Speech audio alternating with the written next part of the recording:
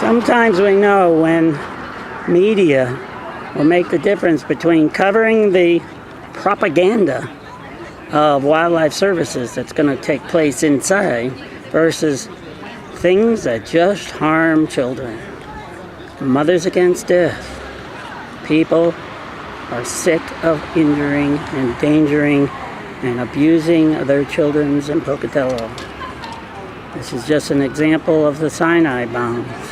Stop the cyanide bombs!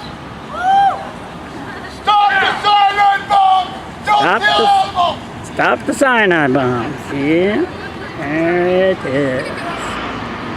So, there we are, Pocatello, Idaho, Idaho State University. Often known for their do not tell. They know because this facility has been right next to their technical measurement department, where they also have the uranium all over the ground. So here we are, people caring about their children, their animals, endangerment.